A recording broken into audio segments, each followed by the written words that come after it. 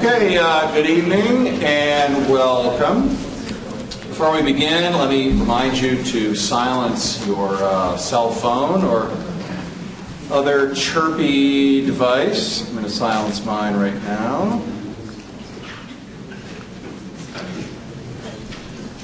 I am Glenn Moots, professor here at Northwood University and director of the university's Forum for Citizenship and Enterprise. And I'm very happy to see you here tonight, our last event of the semester. We're not competing with the World Series. What else have we competed against?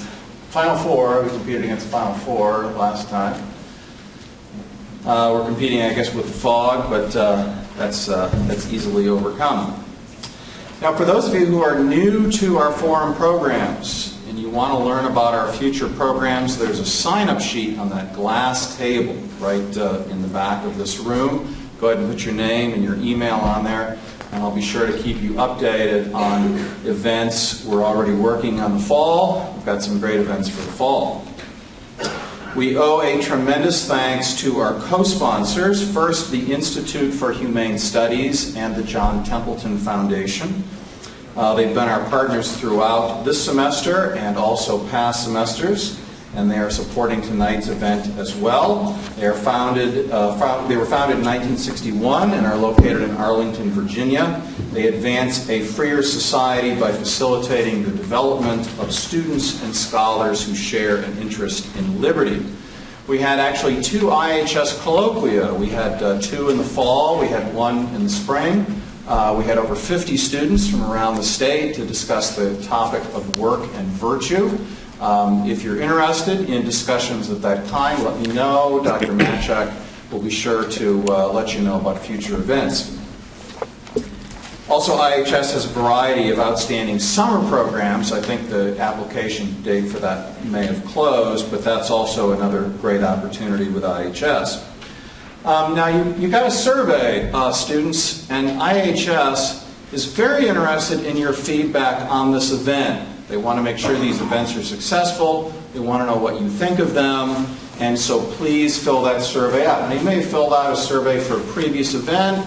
Again, this is a separate event. Please fill that out. And we're also curious to know if you came into this debate on one side or the other, and whether Paul or John changed your mind. So that's always very interesting. To me, it's kind of like voting as to who won. I always like to look and see if people were persuaded to go to the other side. So again, please fill that out. And I know sometimes faculty also make that important for any incentives that they've given you to be here tonight.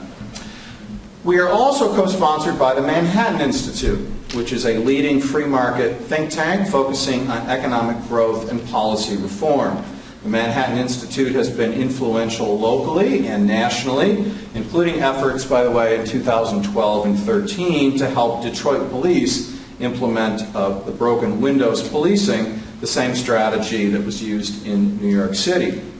And the Manhattan Institute fosters policy studies and publications that make a difference, as well as participating in programs such as our forum to influence entrepreneurs and business leaders of tomorrow.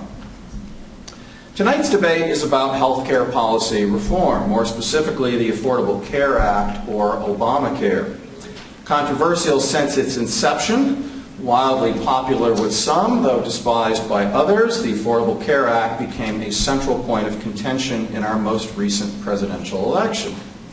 The ACA has changed aspects of both the insurance market and also healthcare itself. Its attempt to integrate market principles with government subsidies and mandates has endowed it with virtues and vices. It has earned the ire of those who have arguably lost their doctor, their coverage, and affordable premiums, but gained the allegiance of those who have gained affordable and reliable coverage, especially those previously considered uninsurable. I'm sure that you, like me, know people on both sides. Furthermore, healthcare spending now constitutes about 20% of our gross domestic product and is one of the most significant policy changes in terms of its economic and political impact. And the recent failure of legislation to repeal and replace the ACA reminds us of why healthcare reform under attempts under the Clinton administration failed, and why the ACA itself had a narrow victory. There are many, many constituencies involved in healthcare policy. There's a lot to untangle in healthcare policy, and unfortunately sound bites on cable news or the echo chamber of social media will not get us there. Now, our president has said, unfortunately without irony, nobody knew healthcare could be so complicated. Well, we've managed to find two experts who do in fact know how complicated healthcare is. And they're here tonight to debate the virtues and vices of the ACA, the Affordable Care Act. Speaking in favor of the Affordable Care Act on my left is John Freeman. John has worked throughout his career to bring about progressive policy change. To accomplish this, Mr. Freeman has worked with a variety of constituencies and coalitions and has directed campaigns to engage the public and build support for change. He understands the importance of these strategies from his time serving in the Michigan legislature. That was 6 years, right, Jim? Yes, 3 terms. Since 2013, John has been working in the renewable energy field to expand this sector by building a policy framework that supports this expansion. He is currently the executive director of the Great Lakes Renewable Energy Association, a trade association of renewable energy businesses. Previously, John was the Michigan State Director of Know Your Care, an organization that educated people and communities in Michigan about the healthcare reforms brought about by the 2010 Affordable Care Act. John served 3 terms as state representative in the Michigan House of Representatives from 1993 to 98, representing Royal Oak, Madison Heights, and Hazel Park, before being forced to leave due to term limits. Mr. Freeman also practiced law as an attorney at O'Connor & Associates in Detroit. He received his Juris Doctor from the University of Detroit Law School and his Bachelor of Science from the University of Michigan. Go Blue. He is a member of Go Timberwolves. member of the Michigan Bar Association as well as the Colorado Bar Association. He lives in Madison Heights with his wife and son. On my right, Paul Howard, arguing against the ACA, is Senior Fellow at the Manhattan Institute and Director of Health Policy. He is contributor to The Apothecary, the Forbes blog on healthcare policy and entitlement reform, and a regular columnist for the Morning Consult. Along with Peter Huber, he is the co-author of Unlocking Precision Medicine, published by Encounter Books, 2016. Mr. Howard has written on a wide variety of medical policy issues, including FDA reform, biopharmaceutical innovation, consumer-driven healthcare, and Medicare and Medicaid reform. He is often quoted on healthcare issues, and his work has appeared in such publications as the New York Times, Wall Street Journal, National Affairs, USA Today, and RealClearPolitics. He's a member of Manhattan Institute's Project FDA. Mr. Howard was part of the Healthcare Policy Advisory Group for Mitt Romney's 2012 presidential campaign, has testified 3 times before Congress, and during 2013-16 served on an expert panel as a judge for Celgene's Innovation Impact Awards. He joined Manhattan Institute in the year 2000 as deputy director of its Center for Legal Policy, where he edited research papers, managed legal policy analysis, and organized conferences. He holds his bachelor's degree from the College of Holy Cross and PhD in political science from Fordham University. And finally, I'll introduce our moderator. Our moderator tonight is someone that you will recognize better if you perhaps close your eyes when he speaks, because David Nicholas is producer and host for public affairs programming at CMU Public Broadcasting. He's been with CMU Public Radio and Television since 1990 in a variety of roles. He began hosting Meet the Candidates during the 2002 election year and took over Election Report in 2003. David was also part of or lead anchor for 6 election night coverage productions for CMU Public Radio. And if you've been with us for previous debates, you know David, and we're always pleased to have him here to moderate and also give me a chance to sit and enjoy it. Now, I'll say something about our format and turn it over to David. If you've been to previous debates, we're going to do things a little differently tonight. Our speakers will begin with opening statements, Each will have 20 minutes, should they decide to use the full 20 minutes, to present opening statements. Our moderator will then have the opportunity to ask questions for 15 minutes. And then we're going to turn things over to the audience. Now, when you came in, you had the opportunity to take a 3x5 card. This is your opportunity to ask a question. So during the debate, if you have a question, write it down on the card. And when we conclude with Q&A with the moderator, we'll move to Q&A with the audience. We'll have students who will collect your cards. Even if it takes you a little while to write it out, that's fine. We'll just keep bringing them to David, to our moderator. So please have those questions ready. We'll take about 20 minutes for questions from the audience. If things are really rolling, we'll take a little more time. And then we will move to closing statements from John and Paul, and that will conclude our event. Each will have 8 minutes. We hope you will agree with us that knowing one side of an issue really means not knowing it at all. And we look forward to your questions and participation. With that, please join me in welcoming David Nicholas, our moderator.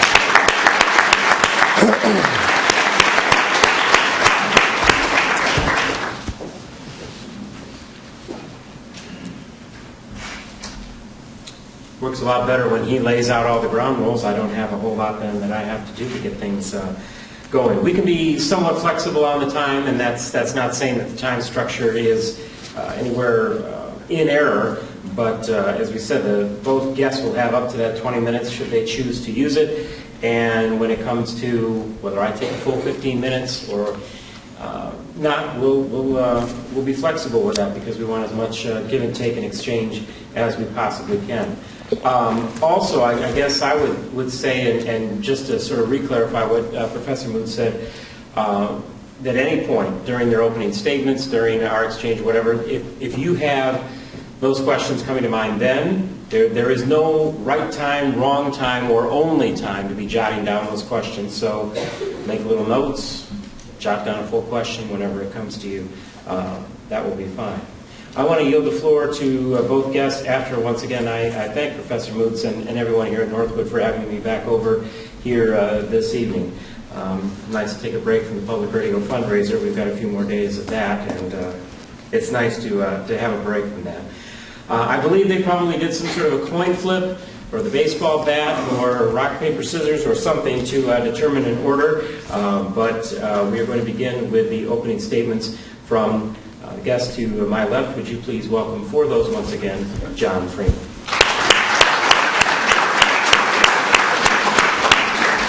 Well, thank you very much, David, and thank you very much, Professor Moots, for inviting me.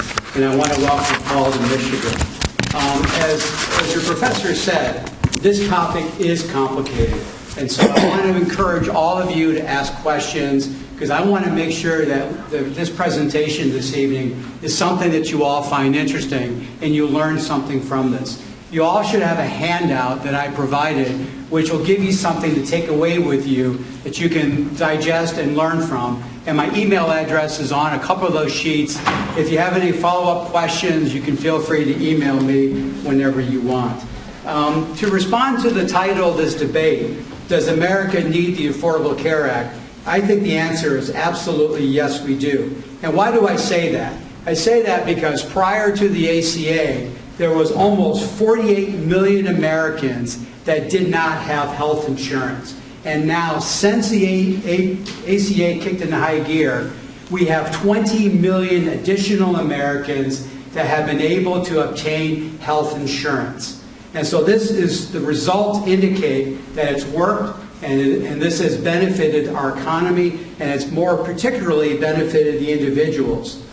So my presentation I'm going to cover, I'm going to first start off with a set of principles I want to talk about for a couple minutes. I want to talk about the current outcomes of the ACA. I then want to talk about some of the key components of this law, how the ACA helps various constituencies, and then if I have time left over, I want to address some of the common questions that people have about the ACA.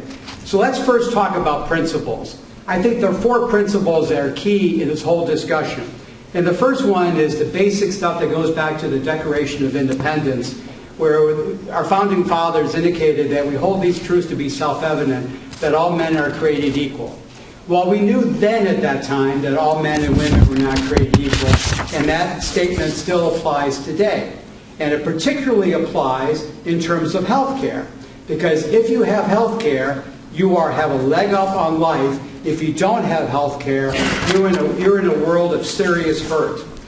But the second principle is stated by my favorite Republican, President Abraham Lincoln. He indicated at the Gettysburg Address that we are dedicated to the proposition, this country is dedicated to the proposition that all men are created equal.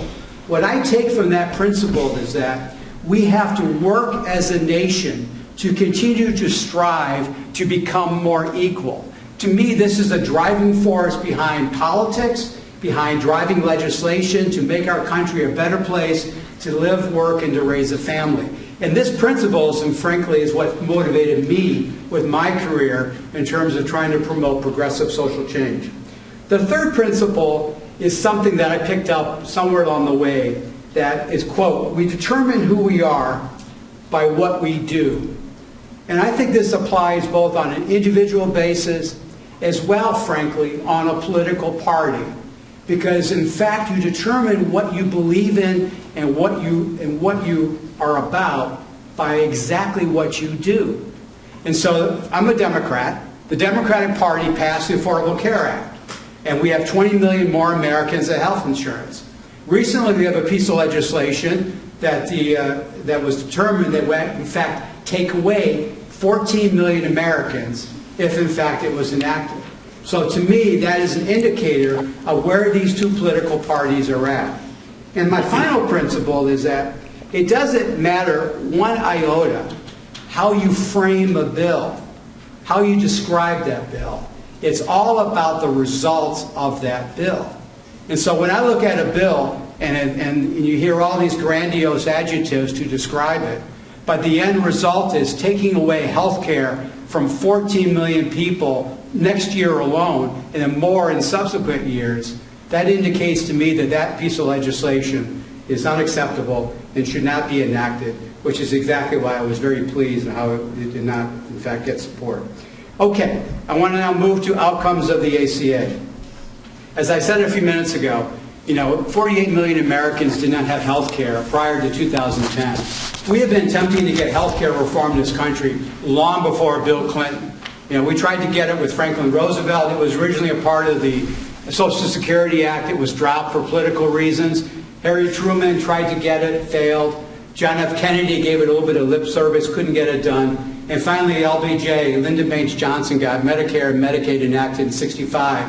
But still, we had a huge problem with the number of people without health care. But now we have it. And we have 20 million so far have gotten health care in the last 7 years. And what does that mean for those 20 million people? Well, fundamentally what it means is common sense. That if you get sick, those people get sick, they can now get prompt care. For those of us that have health insurance, that doesn't sound all that amazing. But if you don't have health insurance, that is amazing. It also affects the quality of your life in such a fundamental way. And I want to digress at this point, because this whole issue of quality of life should not be a function of whether you have money or not. Several years ago in 2012, there was an ad I saw in the Wall Street Journal. It was an advertisement targeted to people that read the Wall Street Journal. These are corporate executive types. The quote in the ad was, "When health is absent, wisdom cannot reveal itself, art cannot become manifest, strength cannot be exerted, wealth is useless, and reason is powerless." Now, this actually was articulated by an ancient Greek physician, and this is in the ad. But the point of it is that this ad was saying to corporate executives, you should get the best health care coverage you possibly can get, because it will make your life better, you'll make more money, you will be smarter, you will be happier. And I think that all makes sense. Who can argue with that? But the reason why the ACA is so important is because 20 million new Americans now can enjoy that quality of life that apparently corporate executives on Wall Street can, according to this ad. Third reason, if people have their health, they're much more productive at work, Businesses benefit from their employees that are healthy. People that are healthy are much more engaged in their communities. So this is much better for society. And maybe last but not least, people are much better off financially. Prior to the ACA, 50% of all bankruptcies occurred because of medical bills. Now that the ACA is in place and 20 million Americans so far have health insurance, they no longer have to worry fundamentally about going bankrupt because their son or daughter, their loved one got sick and they racked up a bunch of bills that they couldn't pay and they were forced to file bankruptcy. That fundamentally changes the quality of their financial life as well. Second set of reasons why the ACA is good is that it supports economic growth in this country. The fact that more and more Americans now have health insurance is a tremendous stimulus to the American economy. Now think about what would happen, since we all live in Michigan, if 20 million more cars were sold and bought in this country. We would see a lot more factories run by General Motors, Ford, and Chrysler, Tesla, whatever, open up in this country. You would see a lot more auto workers being hired. There'd be a lot more wages that these folks would be receiving that they would be spending. It would be a total macroeconomic stimulus. The same thing applies in the healthcare industry. With 20 million more Americans so far needing healthcare, that means we're going to need a lot more doctors, especially general practitioners who are the gatekeepers for most of healthcare. Those doctors are going to have to hire more administrative staff. There's going to be more nurses hired. There's going to be more tech people hired in order to computerize the records for all these doctors. And so all this will be a macroeconomic stimulus for the economy, and the benefits will ripple out to the other parts of our country, our society, that benefit from the healthcare industry. It levels, let's talk about how this helps business. This levels the field for large business. Prior to the ACA, some large businesses provide health care for their workers, their employees, but other businesses didn't. Arguably, it's an unfair competitive advantage if you offer health care and have higher overhead than businesses you may be competing with that chose not to offer health care. By this law requires all businesses that have 100 employees or more, they are required to offer health care. So this levels the playing field for large businesses. It also helps small businesses, because small businesses have a very difficult time competing for talent.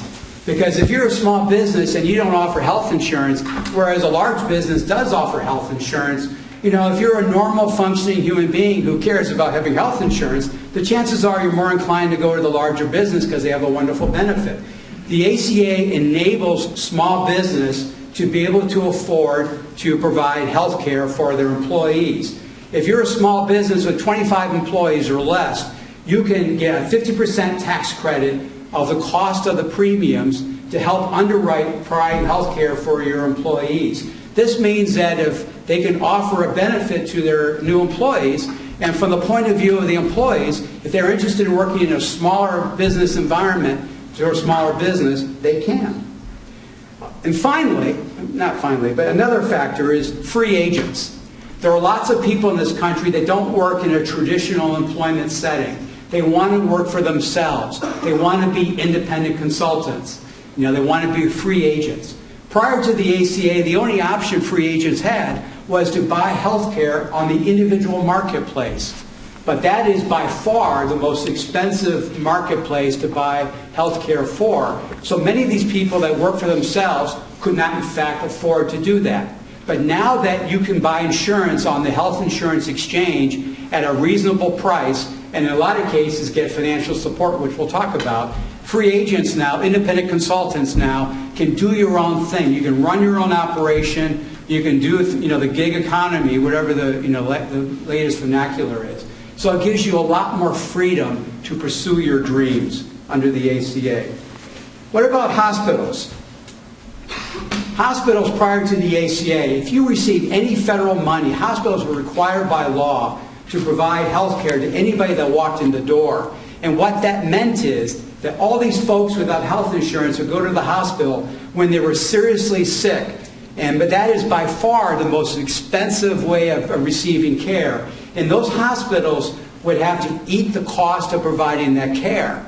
So that was called uncompensated care, and it was a huge amount of money in Michigan and around the country that hospitals had to swallow. If you're trying to formulate a business model for hospitals and you have to provide care and you'll get paid for it, it really undercuts your ability to run a well-functioning hospital system. That is why the Hospital Association totally endorsed the ACA, because they knew that they will get a lot more customers in their door that can actually pay for the service they receive from the hospitals.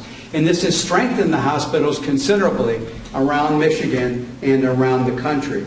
And the final thing on the economy and economic growth is something called job lock.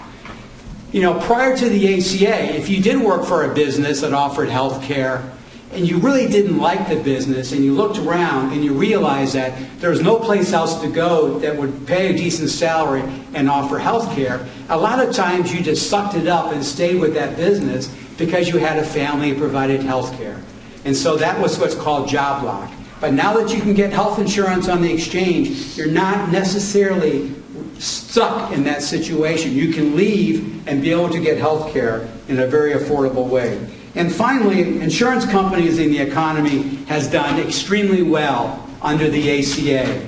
If you look at how the stock market has performed since 2010, the healthcare stock industry, insurance industry, has gone up about 300% in the last 7 years, whereas Standard & Poor's, the normal economy stocks, have only gone up 135%. United Healthcare, which is one of the big ones, has in fact gone up 480%. So the ACA has also been good for the insurance industry.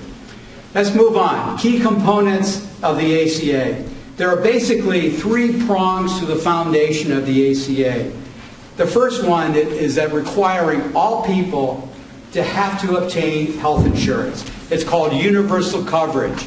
Everyone in, nobody out. The whole point of this is to eliminate what's known as free riders. People that didn't have health care before, but when they got sick, they would go to the hospital knowing they would be able to obtain care. And that caused serious problems. One of the reasons why it's a serious problem is that hospitals would also try and recoup some of this cost by charging more to people that in fact had health insurance. So every business, every person that provided health care, they are paying, prior to the ACA, they were paying more than they should be because the insurance industry, the hospitals are passing the cost on to other folks that in fact had insurance. And so that was a huge problem. By requiring everybody to get insurance, you go after the free rider problem. The other reason why universal health care is very important is that you increase the pool of insurance. The way insurance works in the private sector is that you want healthy people paying in their monthly premiums, and at the same time, people who are sick are drawing from that pool of money. And so you need to have that balance. And so you need to have people paying in when they don't need the care, so that when they need the care, the money is there for them. And so by having the universal requirement for insurance, it greatly expands this pool of money. So what does this mean then, if you expand the insurance market for insurance companies? This means that now insurance companies, this is the second leg, should no longer discriminate against people with pre-existing conditions. Prior to the ACA, it was perfectly legal for insurance companies to discriminate against people who were sick. Diabetes, cancer, serious illnesses that most people had no control over. They could not get insurance, and it was perfectly legal for the private sector insurance industry not to provide insurance for them. And that obviously, at least in my opinion, is fundamentally wrong. But if you require everybody to get insurance, so you're guaranteeing the market for the insurance industry, the quid pro quo is no more discrimination against people with a pre-existing condition. And the insurance industry agreed to that during the run-up to the enactment of the ACA. The other requirements now is that insurance companies can no longer drop people who actually draw upon their benefits. That was another common thing that occurred. You have your insurance, you paid every month, then you get sick. You start paying your hospital bills or your doctor bills, and all of a sudden the insurance industry says, you're done. We're dropping your coverage. We're not going to pay any more for your sickness. Again, perfectly legal, but no longer legal under the ACA. The other fundamental requirement is that now we require all insurance policies to contain basic essential benefits. So it's a quality package of benefits that every private sector insurance plan has to offer. The third prong of this is that, okay, if you require everybody to get insurance, and then you require the insurance industry to no longer discriminate against people with pre-existing condition, you now have to enable people to be able to afford to buy the insurance. So how do we do that? The first thing we do is we tackle working families, low-income people. We do that by expanding Medicaid. Medicaid was enacted in 1965 to directly address the fact that low-income people could not afford to buy insurance. And so 1965, under Lyndon Baines Johnson, they enacted Medicaid. So now the lowest, prior to the ACA, the lowest of low-income people could afford to get it. What the ACA did was to expand the income eligibility. So now it's about $16,000 for an individual and around, I think, $32,000 for a family of four. If you fall in that income range, you now can get insurance in Michigan under the Medicaid program. And the federal government, under the ACA, provided a tremendous amount of federal money to the states to provide this insurance. And that is also a contributing factor to the macroeconomic stimulus, because what this money represents is our tax dollars going to the federal government, but now we're seeing a lot more of our tax dollars coming back to Michigan to provide health care for lower income working people. And so it's a great thing because, again, you're providing insurance, you're providing increased quality of care for people, but you're also supporting the economy. The second end is middle class. So what the Affordable Care Act does now is provide a tax credit subsidy for people in the middle class, the income level right above Medicaid. So now, under the law, if you're an individual and you make between $1 more than the top level of the individual for Medicaid, around $16,000, up to about $47,000 as individuals, or between $32,000 and about $97,000 per family of four, on a sliding scale, you now can get tax credits from the federal government to help you pay for this health insurance. And again, this money is from the federal government you pay in taxes. Okay, I've only got 2 minutes left, so I want to quickly talk about the health insurance exchanges. The health insurance exchanges is the mechanism from which that people can buy insurance. There are 4 levels: bronze, silver, gold, and platinum. And they range in terms of the benefits that are offered. But all 4 have to offer the minimum essential benefits that I initially talked about a few minutes ago. And these are offered on the exchange. The goal of the exchange is also to promote competition within the health insurance marketplace. Michigan has a lot of insurance companies that are playing on the exchange, and they have to provide this information to the state of Michigan. It's open and transparent. So for the first, and these plans have to be written in normal, simple English in the same basic format. And so the idea is that consumers and small business can look at the various plans being offered on these exchanges, compare and contrast, and decide which plan benefits them the most. And so we're seeing some serious competition. It has kept down prices, and it has been effective. Now, I did not get to, frankly, a number of things which I hope will come out in the questions. I haven't talked about how this benefits various constituencies, so I hope we get to that. I haven't talked about some of the common questions that you hear about regarding the ACA. And some of the common questions I hope we get to is, are insurance companies pulling out of some of the state markets that you hear a lot about? Are insurance premiums going up? That's another common issue. Are healthcare costs going up? And the big one probably is whether the ACA is in fact a government takeover of insurance. So we hope we get to these issues. But I want to conclude by again saying that I want all of you to ask questions So you all can learn as much as you can by this, and I look forward to what you have to ask. Thank you very much.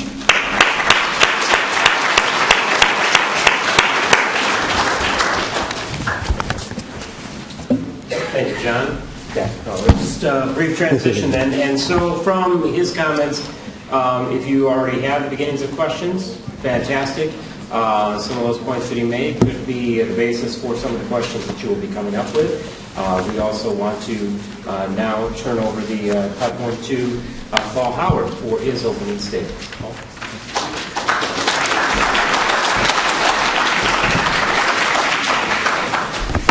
I'd like to thank Glenn and John, obviously, and David for making the event possible this evening. I'd also like to thank Northwood University for making this whole event possible and hosting this evening. You know, I never thought I'd hear a progressive praise higher profits for the insurance industry, but I guess healthcare makes for strange bedfellows. As you've heard tonight, I'm going to argue that America doesn't need the Affordable Care Act. And I'm going to argue that not because I don't think we need health care reform. As a matter of fact, I still think we do. We needed it before the Affordable Care Act passed. We need it today. We're going to need it even more so over the next couple of years. I'm going to make a point that's a little bit orthogonal to what John was talking about. I want you to keep in mind throughout the course of my remarks that health and health insurance are different things. Health insurance is a financing mechanism, like every other kind of insurance, for financing high-cost, rare events. Health is what you have every day. And you can have health without having health insurance. Health insurance is that financial protection. We're going to talk a little bit more about that. I'm going to make 3 points today. The first point I'm going to make is that, again, health insurance does not equal good health. It does not equal good health outcomes. I'm going to tell you what the ACA does and doesn't do. And last, I'm going to tell you where the ACA exchanges are today and where they're heading, and a few things I think we can do to make healthcare better and more affordable for all Americans. Bottom line is I'm going to tell you why we don't need the ACA. We need something much better. We need a program that provides affordable care at real prices to all Americans that's higher quality. And that gives us more money to spend on all the other things that we care about, because health care is not the only thing that we care about.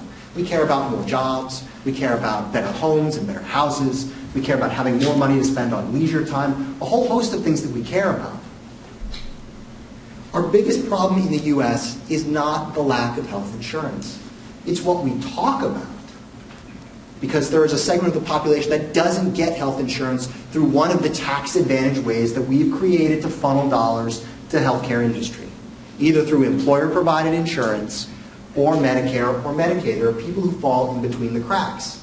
It's less than about 7% of the population. People who have pre-existing conditions or are too poor to avoid buying it on their own. But one of the reasons they can't afford it is it's simply too expensive for people to buy without tax assistance. But there's a funny thing about subsidies. Subsidies make the thing you're trying to buy more expensive. Think about it in your own context as a college student. Look at college tuition. Where has college tuition gone over the last 2-3 decades, right? It's enormously expensive. At some places, $60,000 a year and up. But we have student loans. We have low-cost and no-cost student loans. Students can take out lots of loans. What's the natural response of an industry that faces a customer who doesn't really care what the price is and it's being subsidized by someone else? What has the industry done? They've raised their prices. For people who have Medicare coverage, for people who have employer-sponsored insurance and think that someone else is paying, what has the healthcare industry done? They've raised their prices. When we subsidize something and don't give the person who's using it a real reason to think about what the marginal value is, not that it doesn't have value, but is there a way to do this more efficiently, effectively, at lower cost? That's what the other 4/5 of the American economy do, right? People compete for your dollars, for your phones, for your computers. They find out ways to chase you down and tell you what the quality of their product is and what the price is, and then they compete to lower it over time. That is not the U.S. healthcare system. Today we spend close to 20% of U.S. GDP, or $3 trillion, on healthcare in the U.S. If we just sliced off the two largest government programs, Medicare and Medicaid, Medicare for the elderly, Medicaid for low-income Americans, the U.S. would be spending more than almost every other nation, wealthy nation in the world on healthcare. We'd be in the top 5, easily, just those two programs. Experts on both the left and the right agree about 20%, at least 20% of U.S. healthcare spending, in other words, $600 billion, is spent on wasted, ineffective, or fraudulent care. At least $600 billion. Even in Washington, D.C., that's real money. The ACA, however, the President and the Democrats looked at the situation and said, okay, we have this dysfunctional system. We have incredibly high spending. Healthcare spending keeps growing faster than GDP growth, than wage growth, what you're taking home, than inflation, everything else. It's outstripping everything else. What are we going to do? We're going to create a new subsidy stream. I'm not saying that it's not fair that people who have employer-based insurance get a big tax subsidy and people who don't have that benefit don't get it. It is unfair. It is something we need to do something about. But by not focusing on cost control, not getting consumers even more engaged, and I agree, the marketplaces are a start to try and get people looking at what the marginal benefits and costs are. We'll talk about why that isn't working well in a minute. But what the ACA has done is some people, low-income people, people with pre-existing conditions, get very generous subsidies. Care is basically free to them. But for everyone else in the pool, costs have gone up. And if you think about health, your health, which is something you're probably not thinking about being in college, because poor health and illness becomes much more prevalent as you grow older, right? Your biggest risk factor for becoming sick is becoming old, right? Aging. Your risk of chronic disease shoots up. So if we raise the cost for most people who are healthy most of the time in that individual market, most of them are going to sit it out. Median healthcare spending in the U.S. per person per year is only about $800. So if you tell someone, we're going to have a mandate that requires you to buy health insurance, it's going to cost several $1,000s for a year. It's going to have a deductible, it's going to be at least $5,000, up to $14,000 for families. And that's all going to be out of pocket before you get $1 of insurance coverage. Most of those people have made the rational decision to sit it out. I'm not saying that there aren't winners and losers under the ACA. I'm saying we've taken a situation that was unfair and made it more unfair for other people, rather than solving the underlying problem. A wealthy nation like ours can find a way to use competition and choice, and yes, targeted subsidies for the people who need help the most to bring down costs. So I'm going to make the case today that America doesn't need the ACA, it needs something much better. And by the time I'm finished my presentation, I hope you agree with me. I'm going to say something heretical again. Health insurance, health care does not equal good health. Liberals like to point out that America doesn't get the same outcomes as other wealthy nations with universal health care, like the UK or Canada. And they point to statistics like longevity, how long you live. In the US, average lifespan is about 78 years old. Okay? Women are a bit higher. You look at other countries, they live longer than we do. The funny thing, though, is a lot of other things affect your propensity to develop a serious illness and how long you live. It's actually difficult to tease out the effect on health insurance on measured health status. What do I mean? What goes into health? Think about it. Diet, exercise, accident rates, rates of violence, and of course, rates of teen pregnancy if you're looking at issues like infant mortality. The U.S.'s population, which is both more ethnically diverse and economically diverse than a lot of other countries that are more racially, ethnically homogenous, plays against us. A 2006 survey from researchers at Harvard University called The Eight Americas really highlighted this point beautifully. They found that Asians in the U.S. live the longest of any ethnic group. But they also found that Asian women living in Bergen County, New Jersey, live longer than Asian women in Japan by 3 years. 91 years in Bergen County, New Jersey compared to 88 years in Japan. Is there a fountain of youth in Bergen County, New Jersey? I don't think so. They also found that young and middle-aged African Americans living in urban environments had poorer health outcomes, but so did whites living in Mississippi and rural Appalachia. Lower-income whites living in mid-plains states and the Dakotas live longer than middle-income whites living elsewhere in the country. Scandinavians in the U.S. live longer, earn more, and have better health outcomes compared to other Americans. What is going on here? The fact of the matter is that real health outcomes are very complex. They're about culture, they're about behavior, they're about the environment you grow up in. So if we recognize the complexity, how do we spend money that actually has an impact on these measured health outcomes? Medicaid spending, our program for the poor, is a great example of this mismatch between what we need to do to improve health outcomes for some of the most vulnerable citizens and how we actually spend our dollars. A 2015 study from researchers at MIT and Harvard found that the value of the Medicaid program to actual Medicaid enrollees was about 20 to 40 cents on the dollar. What does that mean? Most people who were low income had relatively low health care expenses, right? So the value of providing them comprehensive insurance wasn't that high. It didn't mean it didn't have any value. But for people who don't have high expected health costs, it doesn't have that much value. Guess where the U.S. spends most of its safety net dollars? Is it on housing programs? Is it on supportive housing for the mentally ill? Is it for prisoner reentry? Where is it? It's on Medicaid. My colleague Warren Cass did a study last year that found that over the last 3 decades, the U.S. has funneled 90% of its safety net dollars to healthcare programs. If you're a low-income American, you might prefer to have more money through an earned income tax credit or a housing voucher or money for education or any other thing that have been proven to show better health outcomes. As a matter of fact, those other nations that my liberal friends and colleagues point to that have better health outcomes actually spend more on social programs relative to healthcare spending than the U.S. does. We have an automatic ratchet through our Medicaid program where basically for every $1 the states spend, the federal government sends $2 sloshing through their economy. This allows wealthier states like New York to spend much more on average and have richer benefits.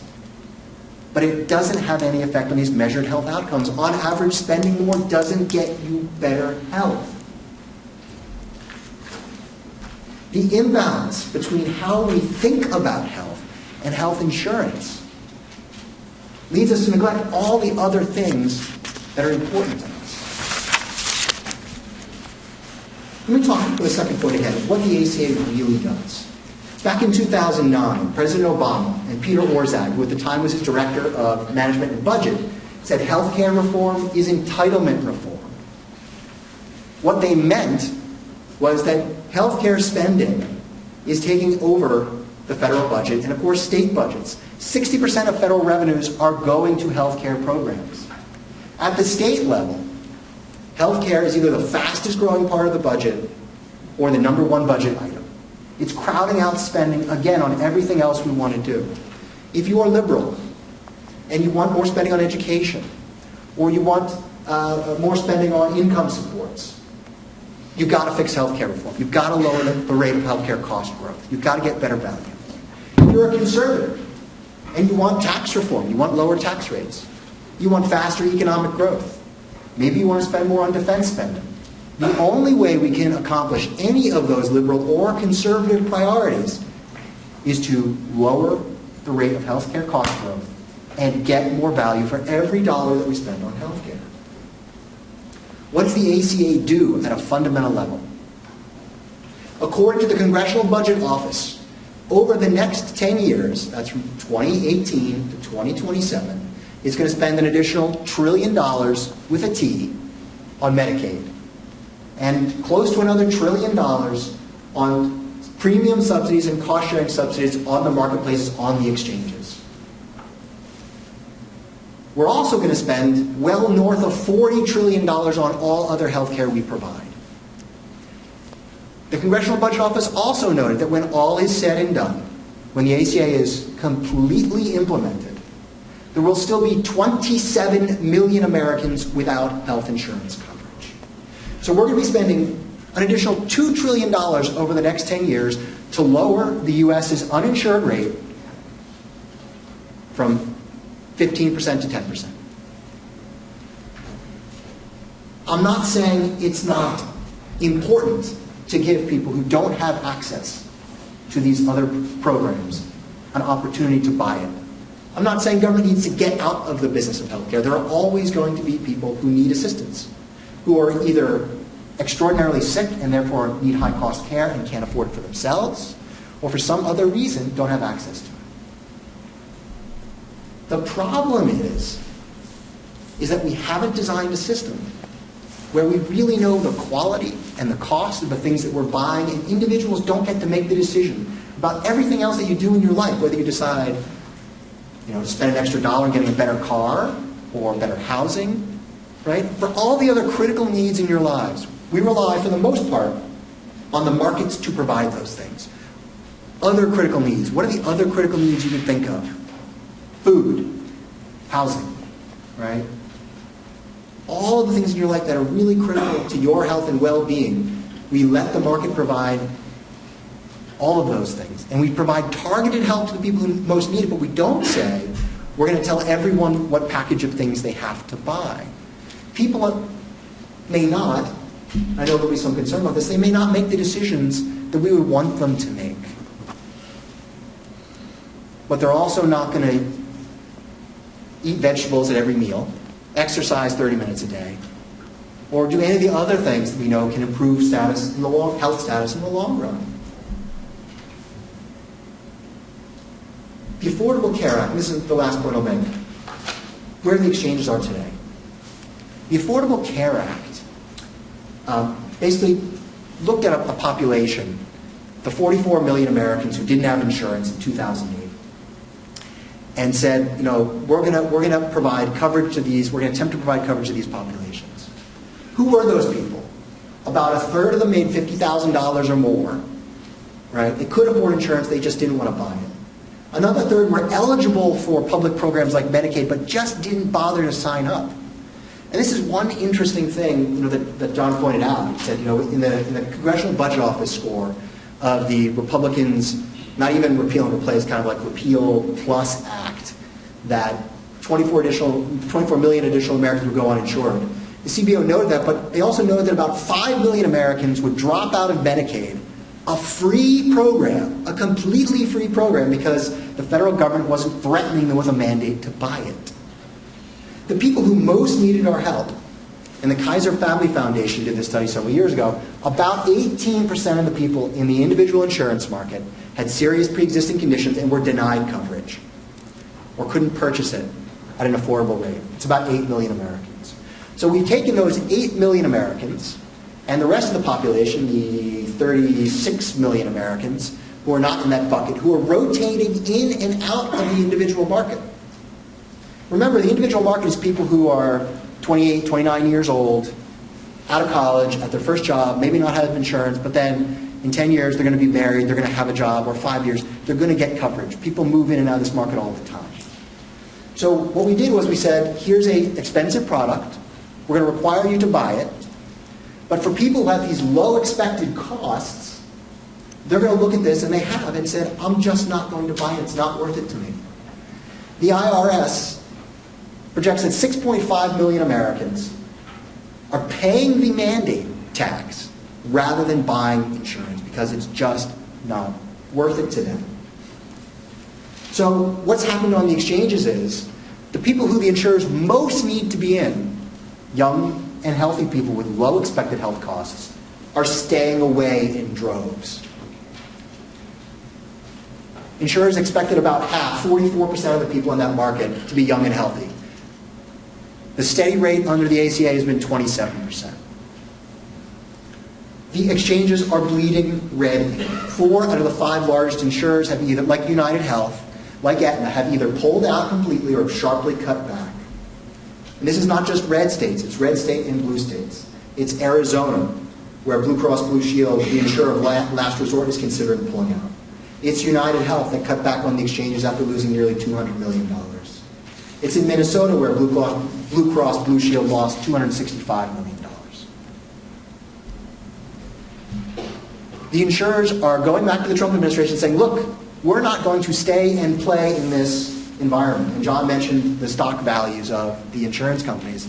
The stock values went up largely because there's been an expansion in Medicare Advantage plan, which is another subsidized part of government coverage for Medicaid patients, and because there was a Medicaid expansion. So Medicaid managed care plans are making a killing, making a lot of money in this market. I think we need a different set of solutions. I'll just conclude with this.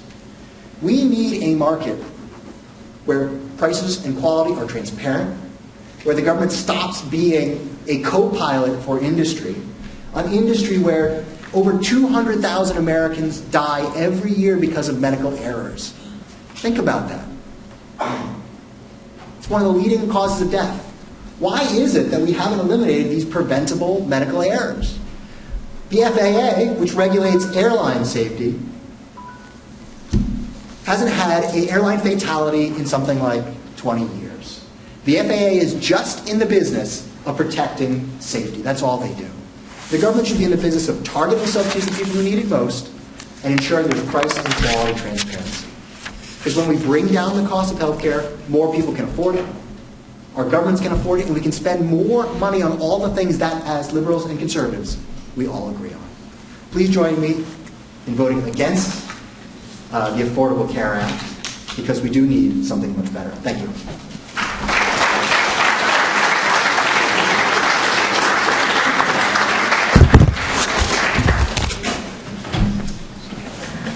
In the past, we, at the prior events that I attended, we would open up a period now where we would have had one questioning the other, and there would have been a time limit.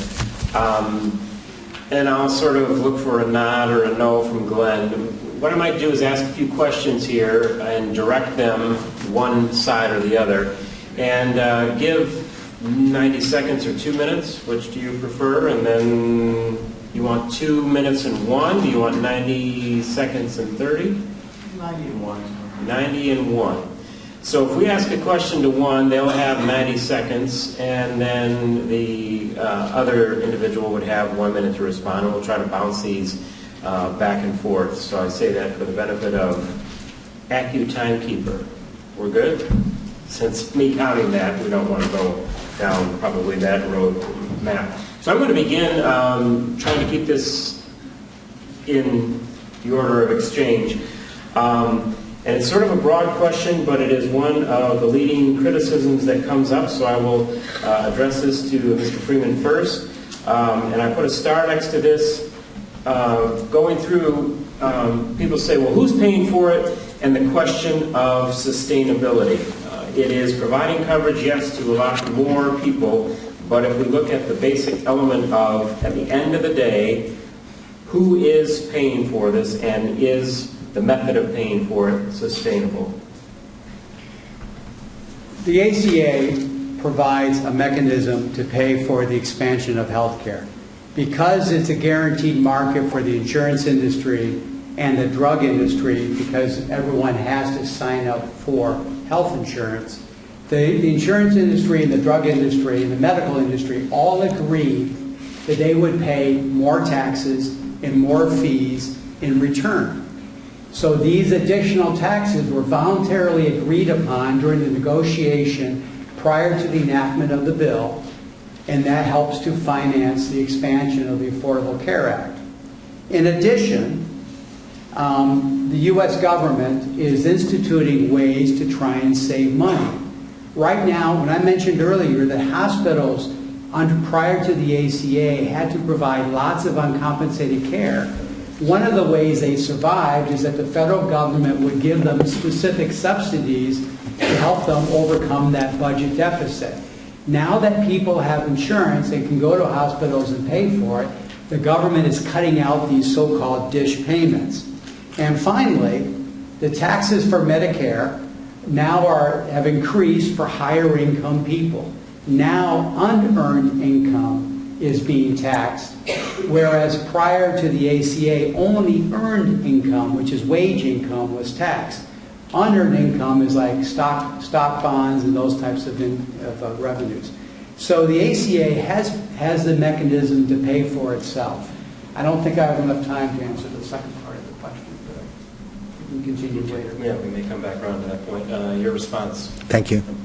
You know, it's funny, and I'll just say a couple things quickly, one of which is if every part of an industry comes to the table with the federal government and says, oh, we're willing to pay a tax if you give us more business, I think that the industry thinks that it's making out really, really well. And if the fundamental problem is we need to lower healthcare spending and get more value, I think we need to look elsewhere because, you know, competition for other industries, you know, is painful, right?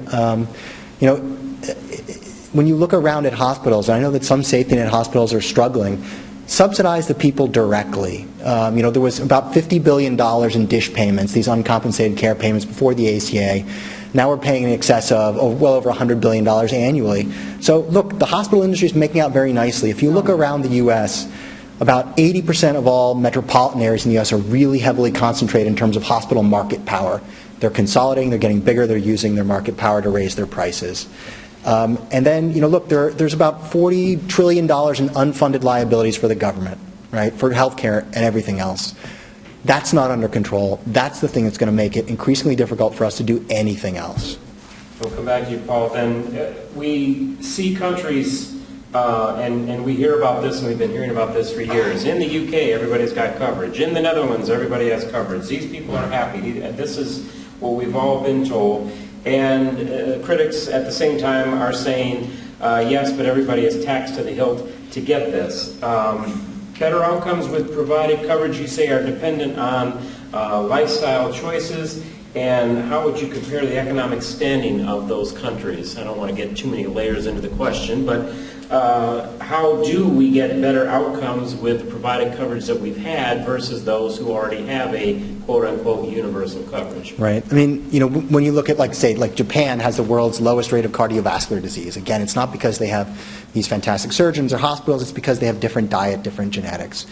Every country has a different system, right? The U.S. is going to have a different system. France has a different system than the U.K. that has a different system from Canada. I think if we level the playing field and give more of this money directly to individuals, they're going to make decisions. Is this really worth it to me? Markets don't exist unless there's someone who's willing to pay for it and make a decision about, at the end of the day, is this really worth it to me?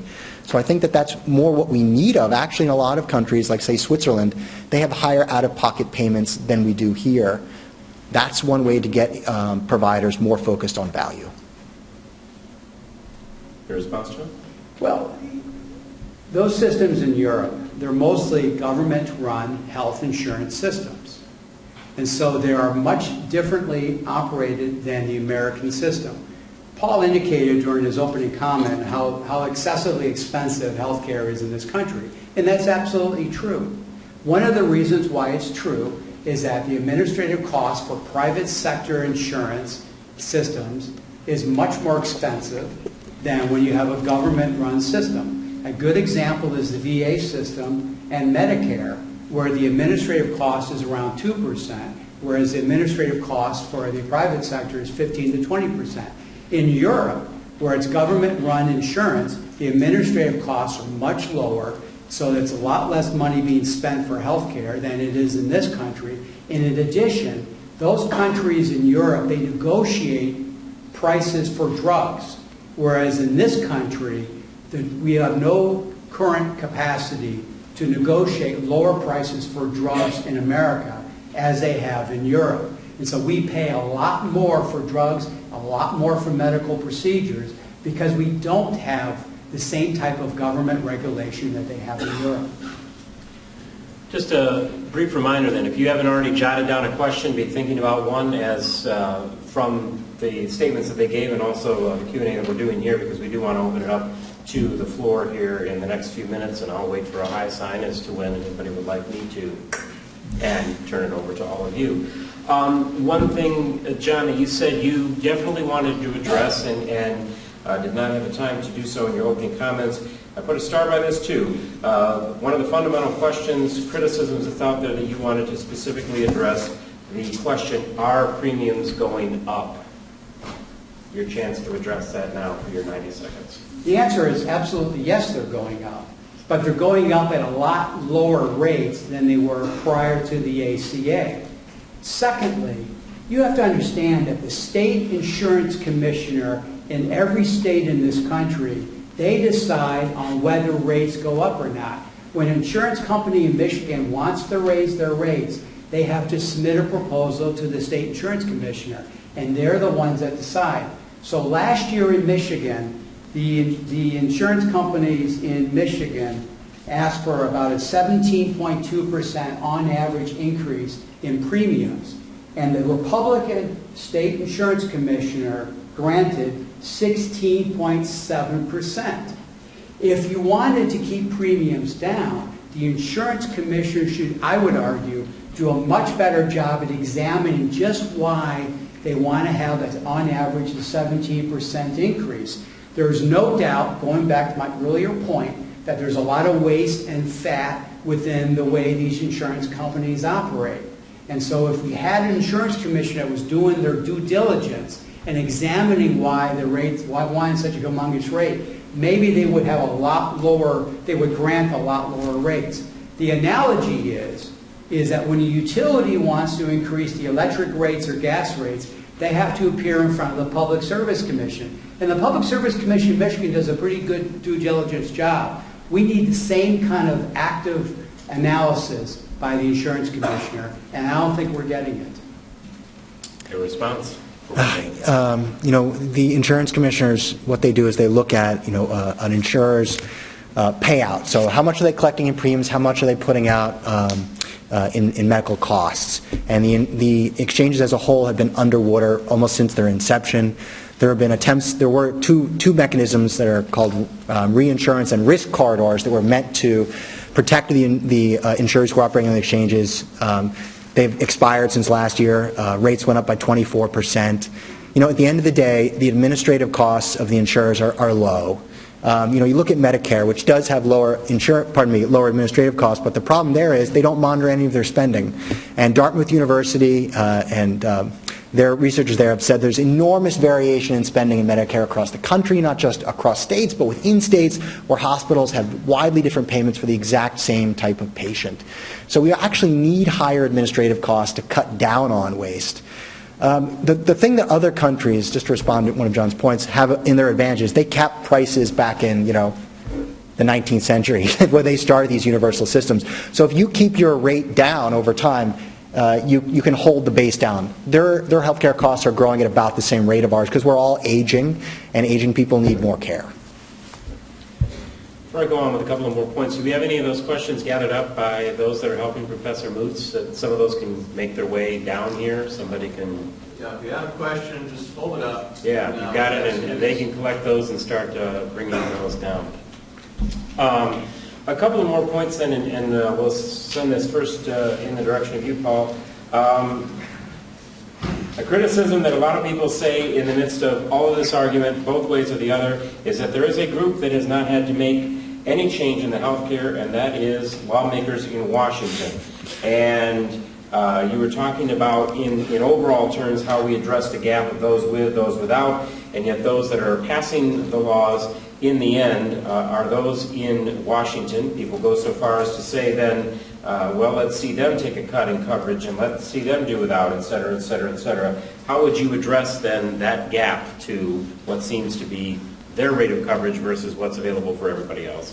Look, I'm not particularly incensed about the idea that the Congress hasn't been moved on to the Affordable Care Act exchanges. If other people are very concerned about that, they can kind of make that point.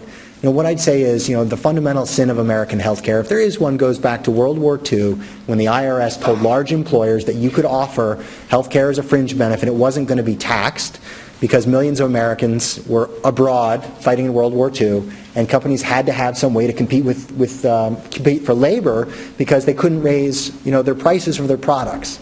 They were price controlled. So they started offering this as a fringe benefit. It got enshrined in law, and we've been on this roller coaster basically for years. The actual largest tax expenditure the government has is for employer-provided insurance. It's regressive. It's unfair. We need to find a better way to make it more equal for people to access insurance.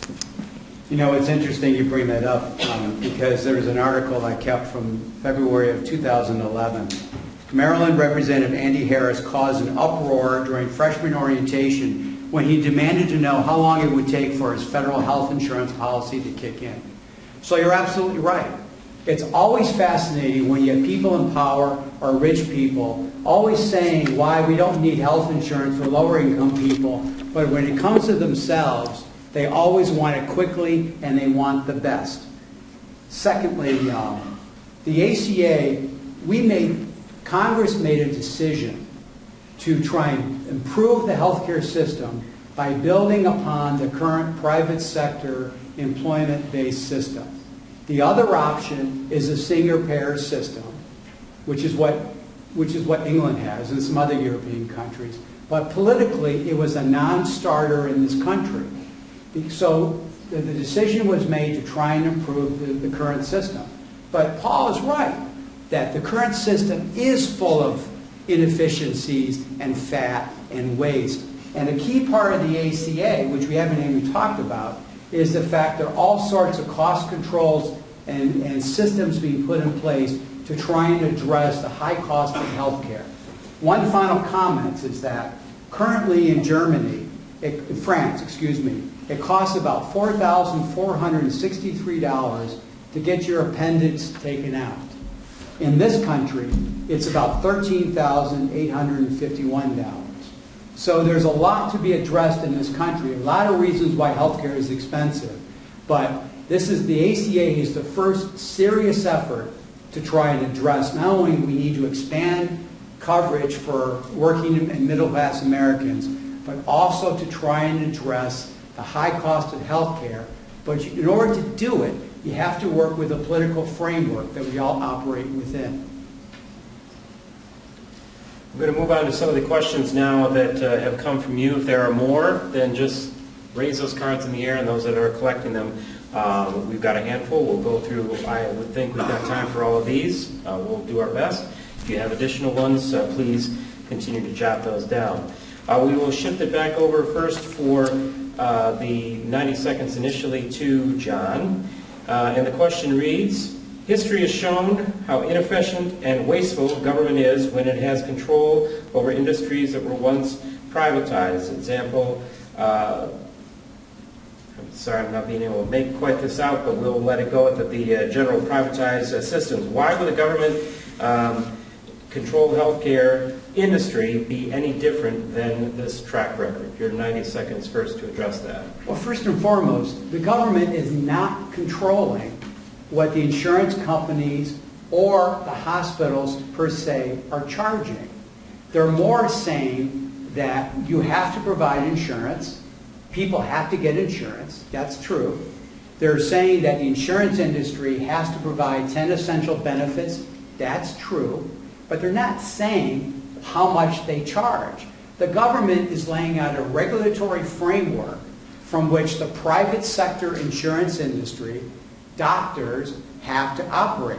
Now, the two programs the government does have some control over, Medicare and Medicaid, it's true they do have some controls over it, but that is a relatively small segment of the marketplace. The vast majority of health care in this country is either provided by employers or it's provided by insurance companies who sell policies now on the exchange or the individuals. This is not a government-run, it's not a government-controlled system. Your response, Paul. In the U.S., healthcare spending now, after the ACA, is about roughly split 50% between the private sources and public sources, public programs. When you look, and I've got this book here, which I highly recommend for any people who are intent on punishing themselves. But it's really interesting because it's about how every country in the world, it's called the Fourth Revolution, is trying to get a hold over healthcare spending, government spending programs. Countries like Sweden, Finland, others, these Nordic countries that I think have a lot of admiration on the left are actually moving to get more competition and choice. In France and all these countries are saying, let's have for-profit hospitals, let's have hospitals compete based on outcomes, let's have people have more financial control over how they spend their dollars, because competition and choice is the only way we know of to get these costs down over time. So this isn't necessarily a left-right issue. It's actually about efficiency. The one virtue that markets have over government is things go out of business. People go out of business.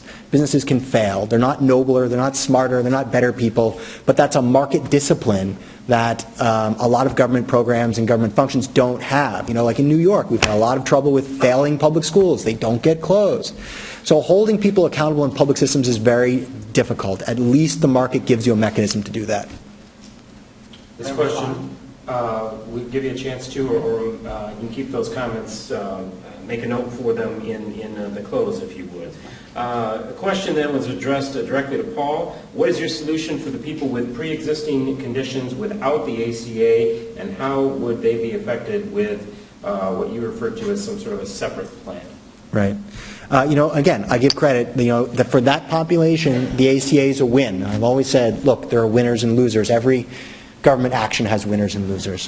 What I would say is, what we should do is let prices float for younger and healthier people, charge them actuarially fair premiums, so they have low expected health expenses, charge them low premiums, get them into the market.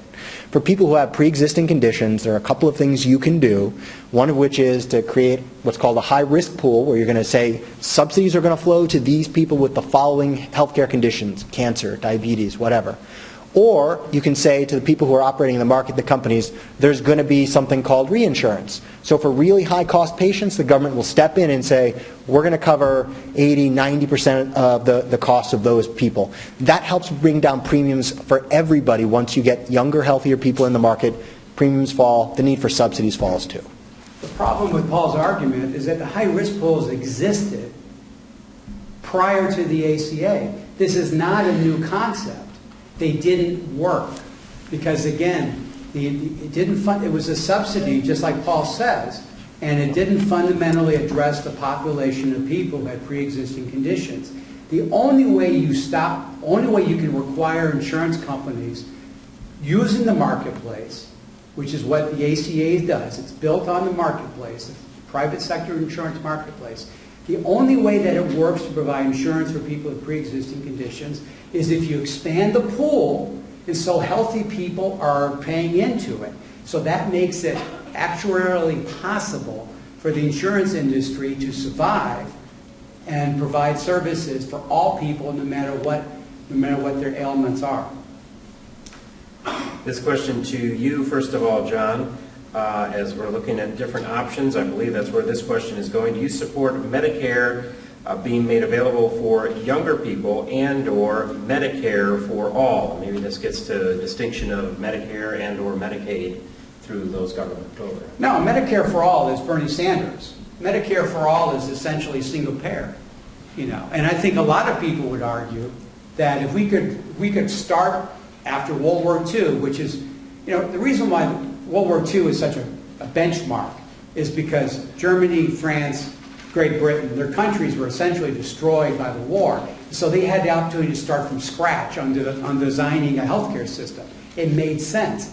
The problem in this country is that we have an entrenched private sector insurance and medical industry, and so trying to move to Medicare for all, which is what some progressives wanted prior to the ACA. I mean, John Conyers had the bill for years. He couldn't get a hearing when the Congress was controlled by Democrats because politically it's not feasible. Now, if Bernie Sanders had been elected president, that's what he was advocating, would have made a difference? I don't really think so. Because unfortunately, in a democracy, you have to accept the fact that very wealthy interests, in this case the private sector insurance industry, they have a tremendous number of lobbyists, they give a lot of campaign contributions, and they influence legislation. That's just a fundamental reality in this country. And so going to Medicare for all makes a lot of sense because we could move to more of a European system. We have cost controls on prescription drugs and a lot more control over medical procedures, the appendectomy example I gave you. But to get there is very difficult. We couldn't even get the public option, which was a part of the ACA, which was to have a government-run insurance program to compete with the private sector. We couldn't even get that past a Democratic Congress because Max Baucus from Montana, who was the head of a key committee in the Senate, wouldn't go for it. And so if you're talking about progressive social change time or has enacting expired. any policy, you have to think about getting the votes and getting it enacted. Time has expired. We want to give Paul a chance to respond. Well, I certainly agree with John that you always have to start with the art of the possible in politics, right? You've got to start from where you are. There are always constraints. One thing that the U.S. does extraordinarily well, we're very, very good at medical innovation. We produce the world's supply of drugs, medical devices. Innovations happen here, and then the Europeans pick them up and they do apply price controls to them. It's basically the same as the U.S. defense umbrella, right, for NATO. The U.S. spends more on defense than everybody else, but they all benefit and we benefit from it too. If we suddenly cut our defense spending, Russia, China would step into the void. These other countries couldn't. But look, I think that again, there's no magic to the private sector. There's just competition. There's choice. I just support giving more money to individuals to help them make smarter choices with information, and then have the government, police fraud and abuse and make sure there's a safety net there for the most vulnerable people who can't afford it. Paul, this next question then begins with you. This person's saying that you said that even if the ACA comes fully into effect, 27 million Americans will still be without health insurance. What do you base that claim on? It says, please elaborate. Sure. You can look it up. It's a Congressional Budget Office report, long-term budget outlook for 2016. It came out last year. If you Google it, it'll pop up. This isn't me. This is the Congressional Budget Office, the nonpartisan scorekeeper for Congress. So, John pointed out, there are subsidies on the exchanges. About 80% of the people are getting subsidized coverage on the exchange, but it tails off very quickly after about 200% of the federal poverty level, around $25,000 for an individual. Everybody after that is basically paying out of pocket. And so, the exchanges are just concentrating on very heavily subsidized people. Interestingly, what the Congressional Budget Office thought was that employers who were spending upwards of $20,000 a year on family coverage would just wash their hands of their employees and send them to the exchanges, which is how the CBO got its number originally, thinking that there would be 24 million people just on the exchanges. And it turned out that employers looked at the exchanges and said, gosh, this insurance is not attractive. We're not sending people to the exchanges because it's a business advantage for us to keep them. So the insurance there is really attractive to people who are getting really heavy subsidies. My response is, yes, 27 million Americans don't have health insurance. A big reason is that the U.S. Supreme Court said that the expansion of Medicaid in this country, which was initially required under the ACA, then became an option of states whether to embrace the expansion of Medicaid. And Rick Snyder in Michigan, a Republican, along with the Republican-controlled legislature, agreed to expand Medicaid because it was the right thing to do, as well as it brought tons of federal tax dollars back to Michigan that we send to them. But there are about 20 states in this country have refused to expand Medicaid for ideological reasons, many in the South, So that's a fundamental reason why this 27 million is still out there. Second thing, again, the health insurance exchanges provide subsidies up to $97,000 for a family of 4 and up to $47,000. It is a sliding scale, and it gets less as you move up the scale, but still fundamentally it helps people out. And just to give you some perspective, in Midland County, 7,234 people have gotten health insurance in this county, which represents about 8.6% of the population, through the exchange or through the expansion of Medicaid. So it has a significant impact in Midland County. Kent County, again, 8.6% of the population has picked up insurance from both the exchange and Medicaid. And Berrien County, ironically enough, a county that Trump won, over 10.7% people in that county have now got insurance through a combination of the exchange and the expansion of Medicaid. So these programs work. They have helped to cover more people. John, this question goes to you. Time did run a little long. We may give Paul some added time to respond to this. A claim that was made, principle of the ACA is that healthy people are more productive people. Goes pretty close to the terms that you use. The question is then, why then is it necessary to coerce businesses into providing health care coverage? Well, that's a great question. I mean, that's one of the best questions I've heard all evening. I don't think business, frankly, should be required to provide health care. Paul had it absolutely right. It became a function of the Second World War, and then it picked up its own momentum. And in the 1950s, when our economy was the strongest in the world, the percentage of employers providing insurance exponentially grew. That became the fundamental basis for providing health care in this country. But in the last 15 to 20 years, as American businesses come under tremendous competition with European businesses that don't have to provide health care because the government provides it, it provides an unlevel playing field, and American business have a harder time competing when their overhead is higher than their competitors around the world. I would argue that American business should not have to provide health care, but that means that we have to go back to the Medicare for All program. And ironically enough, General Motors has been complaining about the high cost of health care for years, $1,500 per car. But when it comes down to politically, whether they would endorse John Conyers' bill or endorse Medicare for All, they won't do it. So you have that disconnect there between whether business should provide health care or whether they're willing to get into the trenches and move to a Medicare for All. All your response. Sure. You know, about 90% of large employers, let's say 500 employees and up, offer health care in the U.S. Those that have enough capital use it as an advantage to attract employers. You know, John's right. The one thing I would say is this: I actually think General Motors is wrong, and most economists would tell them they're wrong too. Your entire benefit package, which means your pension, your salary, your health care, that's all the cost of employing you. Unless you think that General Motors could cut $10,000 from their employees' salaries and have those employees not notice, that can't happen. General Motors would have to turn around and offer them a higher salary in return, right? You're competing for labor. That whole compensation package is what you're paying. The U.S. is a wealthy country. We're paying more than these other countries for labor. That really wouldn't change if you shifted to a different system because you still have to hire the labor. That's what I would say. All right, Paul, we'll come back to you with this, and this gets down to the levels of coverage, what we had, what we have now, what we could expect if we see a change again. What patient protections can we reasonably expect, the question reads, the free market to produce to define what is a, quote, standard service? And why did we see so few protections prior to ACA? Right. You know, there was an economist at the University of Pennsylvania, Mark Pauly, who wrote a lot about the individual insurance market. What he found, actually, and look, there were no doubt there would be people being turned away or charged higher rates because they were very sick.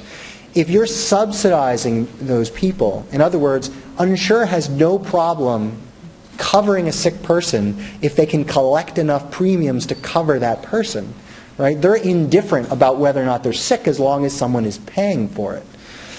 So I think that, look, what we ought to do is send a lot of these decisions back to the states. You could say, look, under the ACA, we've created this system.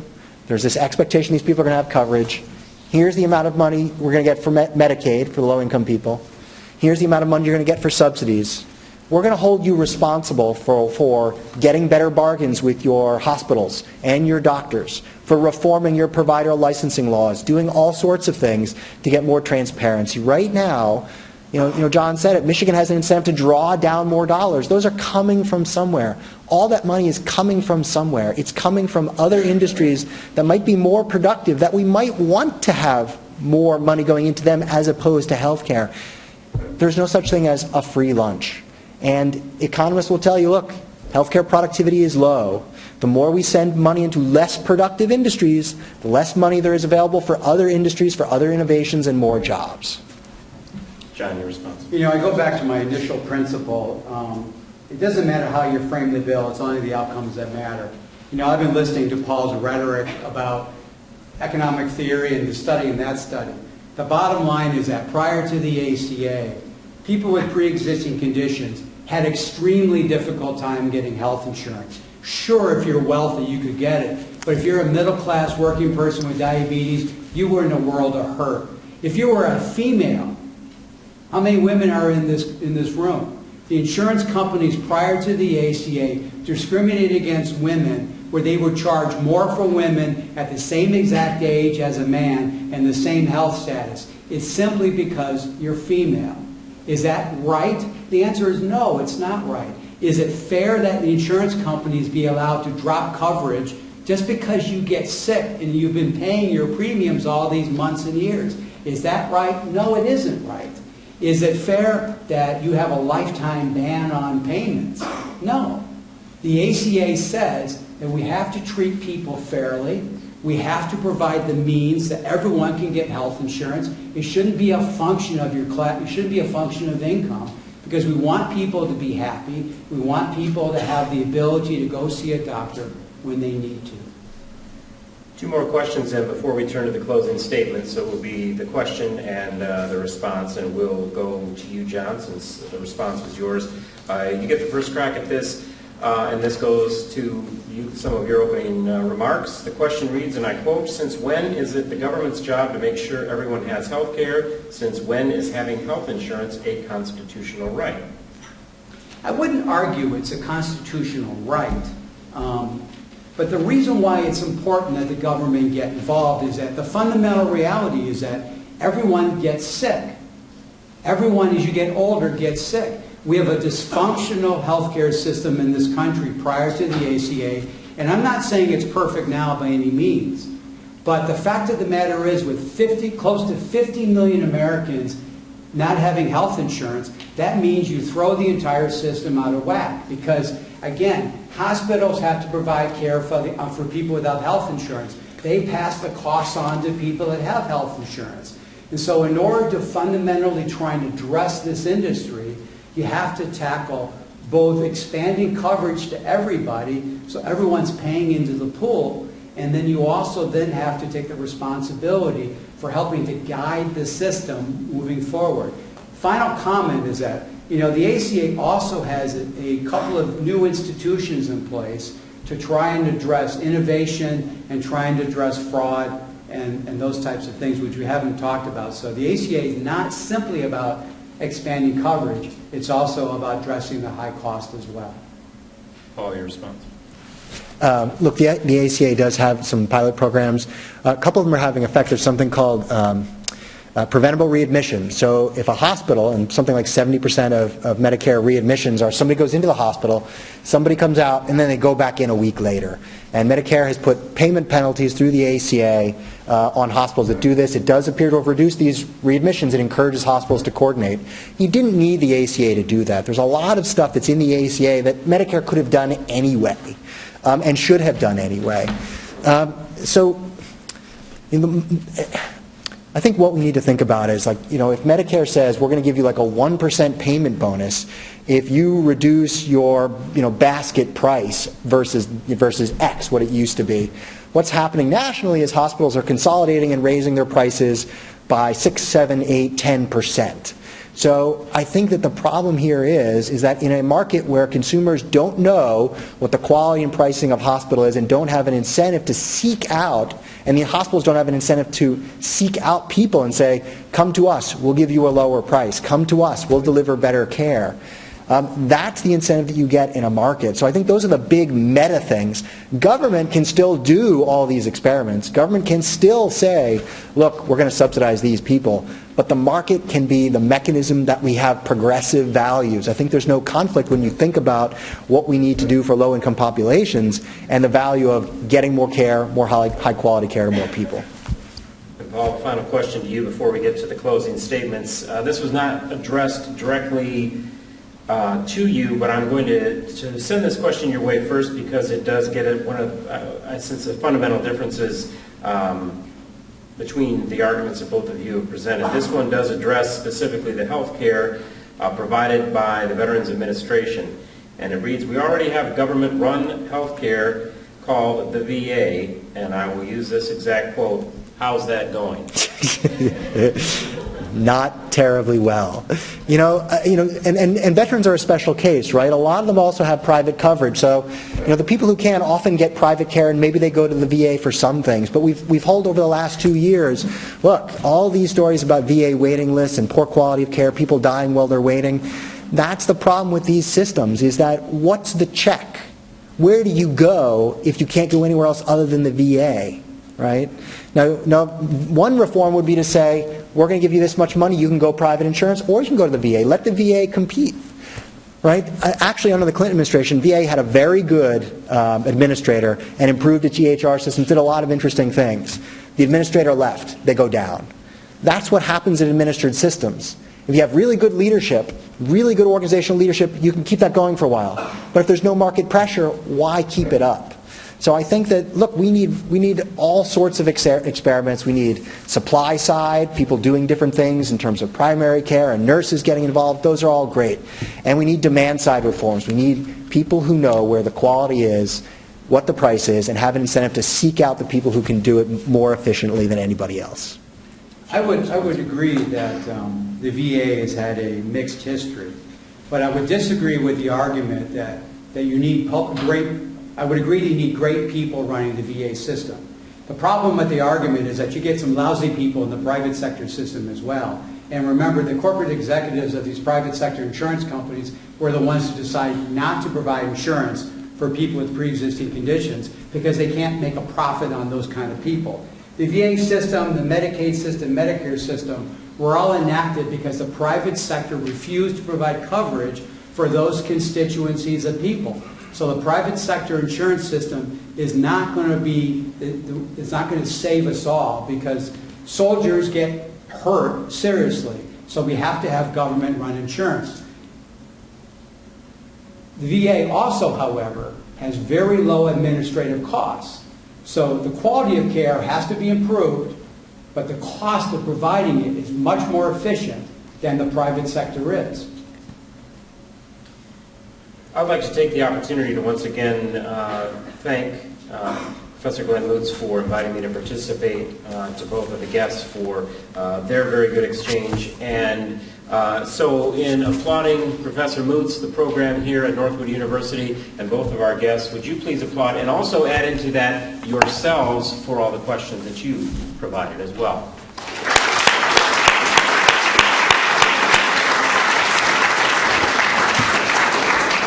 And what I will do is I will yield. Both guests have an opportunity for a closing statement. 8 minutes is still, that's all right. And what I will do is I will step aside. The opening statement first came from John, so he will have the second of our closing statements, and I will yield the stage then and the podium, first of all, for his closing to Paul Hunt.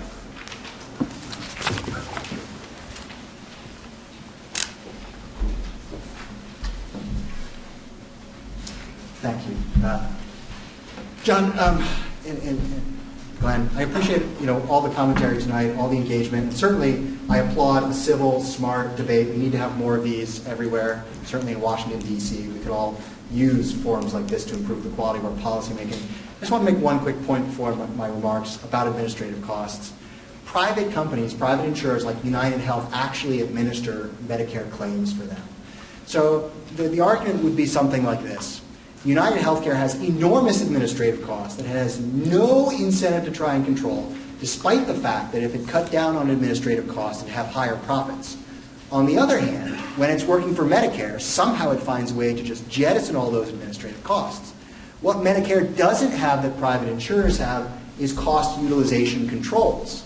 So all the things you actually want Medicare to do, which is say, these providers are in network, you're not in network. We're paying for this service, not for that service, is something you'd actually need to do if you want to improve Medicare quality. Again, Dartmouth University has looked at years and years of Medicare data and said there's this enormous cost variation that have nothing to do with quality. Insurers, if they want to make a profit, have an incentive to have that under control and try to get higher quality. The fact that the VA doesn't have higher administrative costs actually tells you they're not doing a lot of things that could improve the quality of their care, hence the waiting lists, hence the problem with people dying waiting for care. That's actually something you need to spend more on preventing. I'm not saying that government is going to just walk away, or that we walk away from the poor, or that we're not going to provide support for these people. I'm not saying that at all. But the problem actually with government right now is that, and speaking of the corporate lobbyists, government is where they go to get protection from competitors, okay? In 1974, the federal government, Medicare, told all the states to pass something called Certificate of Need laws. What is this? This is where a hospital would have to go to a state regulator and make an argument before they built a new wing on their hospital or offered a new high-tech service like oncology radiation. The idea was if we control supply, they won't start building and building and then raising their prices because they built everything. What actually happened in point of fact is the hospitals captured the regulators, and when a new competitor wanted to come into the market and try and offer a service and beat them on price, they said, no, no, you can't. And they challenged them at these commissions and fought them off. And again, 80% of the metropolitan areas in the U.S., highly concentrated, not according to me, not according to the conservatives, according to the U.S. Federal Trade Commission under both Republican and Democratic administrations. The FTC has said these certificate of need laws create barriers to entry and expansion, limit consumer choice, and stifle innovation. And the evidence to date does not suggest that these laws have succeeded in controlling costs or improving quality. The behavior of for-profit and non-profit hospitals is exactly the same. The FTC's acting chair wrote in 2015, the charity care claims made by hospitals on behalf of con laws appear to be little more, and I'm quoting here, than an argument of convenience by politically powerful special interests attempting to protect their historical government perks. Okay? It's not the corporate evil bad, government noble angels good. We all use the same kind of units. They're called people. Okay? They have behaviors, they have incentives. And you have to understand those incentives and create systems that encourage them to do better. Hospital safety, again, deeply disturbing, right? Medicare, Medicaid, all these enormous government programs. Hospitals, people, 200,000 people die every year in hospitals because of preventable errors. Again, what other industry would we tolerate this in? Look at car quality, right? The highway, the Federal Highway Commission doesn't give you federal subsidies to buy cars. It regulates the quality of the cars. It said you must at least have these airbags, these safety features. And so industry competes and the cars get better. The cars today are higher quality and adjusted for quality cheaper than they were 20 years ago. The basic model of car has safety features you couldn't dream of, collision avoidance, automatic braking, couldn't dream of 20 years ago. If we want to get serious about these things, get serious about repealing the regulations that prevent competition, certificate of need laws, provider licensure. States tell nurses that they have to practice with a physician overseeing them, right? Tells people who has to do what and what they have to charge. That is a recipe for high costs. Strip away those regulations, but go naked on cost and quality. Give people incentives to seek out that information and use it. Can we radically slash the cost of American healthcare and make healthcare affordable, even to the poorest Americans, again, with subsidies from the government? Well, I would look at one of the poorest countries on earth, India, for an example about how to do that. Indian innovators have opened world-class cardiovascular hospitals that do cutting-edge cardiovascular surgery for a fraction of the price in the US or Europe. They do the same thing for cataract surgery. These are the poorest of the poor. How have they brought prices down to the point where even poor people can afford it? They use nurse practitioners. They use people who have less training but can do 85% of what physicians can do. They run their surgery centers like a Toyota production plant, where a physician will be operating on one patient and then turn around and operate on the next patient. They're incredibly efficient and effective, and they drive throughput.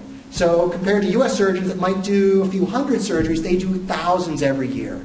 That not only makes them better surgeons, it drives down costs and raises efficiency. And this is compared to any other US outcomes. There are companies that are starting to think like this. Lowe's and Boeing have contracted with the Cleveland Clinic and said, we're going to send people from Seattle or wherever our companies are, wherever our factories are, we're going to send them to the Cleveland Clinic. Cleveland Clinic is going to guarantee the price and guarantee the outcome. And if they do something wrong, they'll pay for it. We need these national markets. We need states, who are often the largest employers of their states, to start acting like responsible stewards of their taxpayer dollars, not as partners of hospitals, not as people who protect market share, not as the idea is to draw down more federal dollars to my state for an industry that's too expensive. Again, if you spend more money on inefficient care at a high price, you're not being efficient. You're actually not doing any of these people a favor. Healthcare costs have outstripped wage growth. Compensation, total compensation for American workers has actually gone up quite a bit. But an increasing share of it is eaten up by health insurance premiums. That's money that's not going into your pocket, or your kids' pockets, or your parents' pockets, that we could spend on other things. Health is valuable. Health insurance is a tool for protecting you against rare financial accidents. Get the incentives right. Promote competition and choice. It's not an either or. It's not a partisan issue. It's just good policy. Thank you.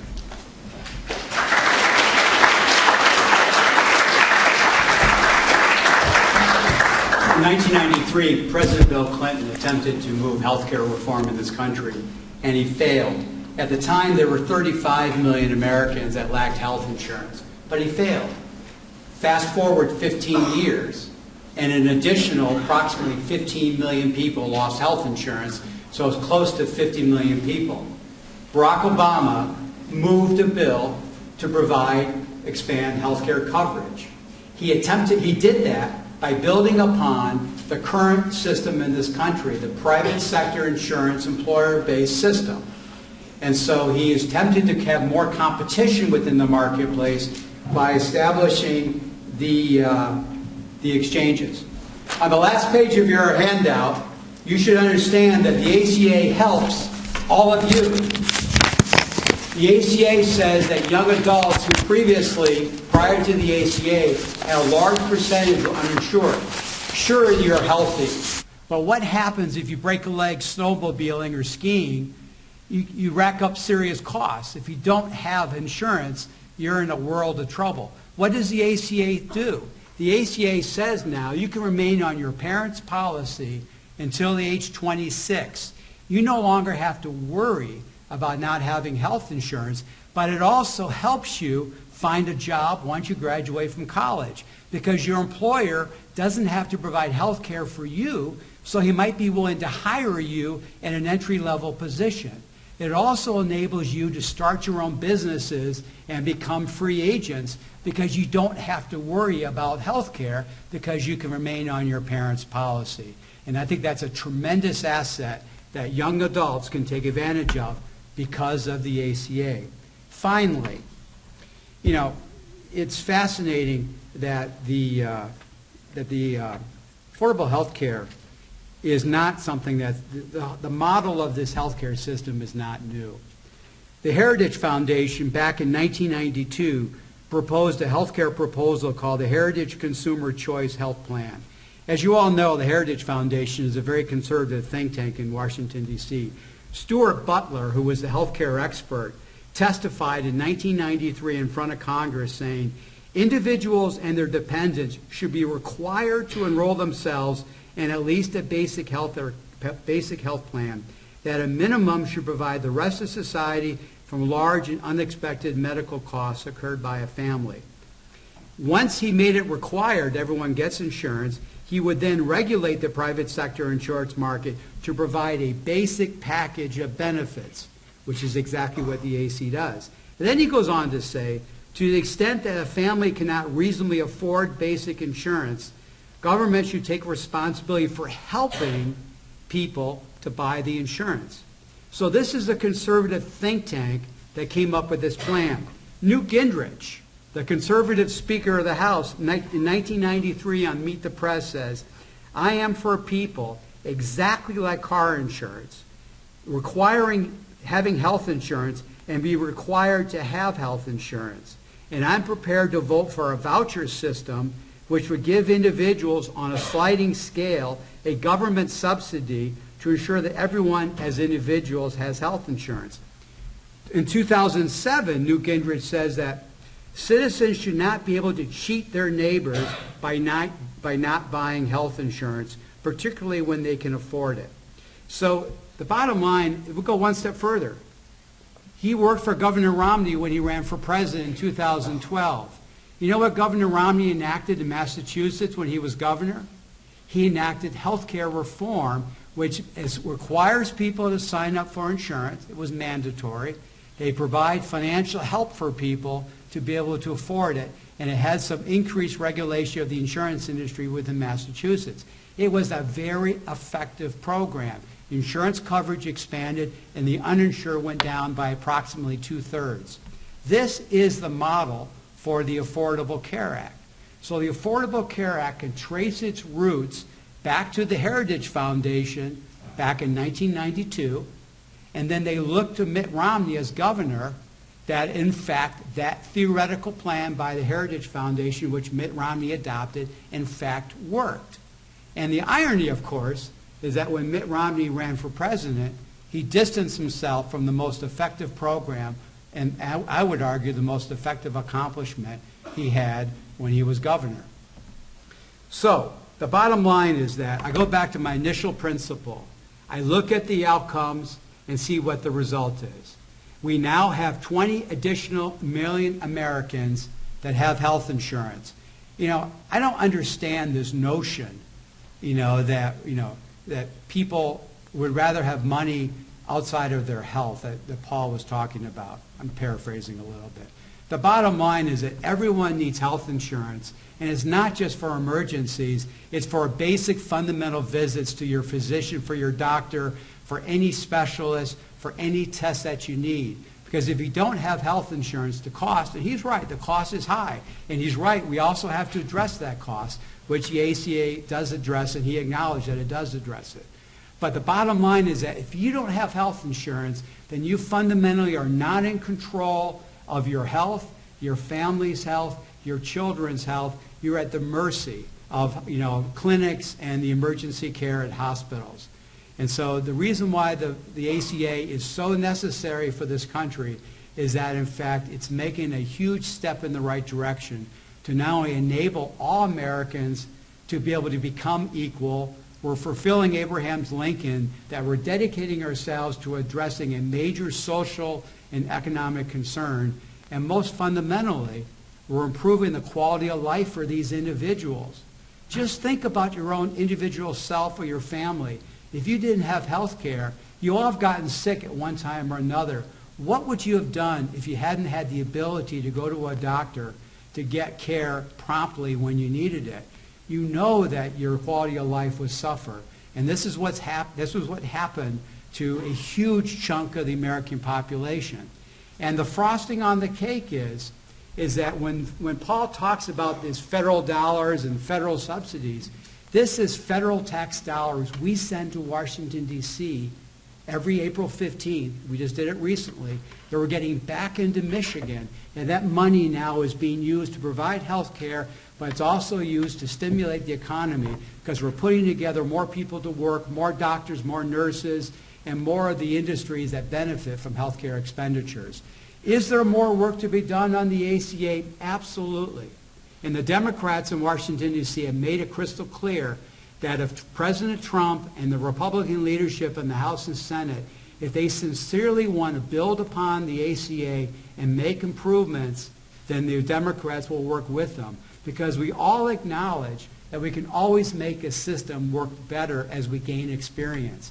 We've had 7 years experience now with the ACA. It's proven effective. Can we make it even more effective? Yes, we can.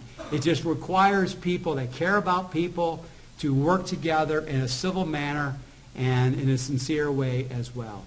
I really thank you for the opportunity to be here. I hope you've all learned from this experience. And again, feel free to follow up by email if I can be of any help down the road. Thank you.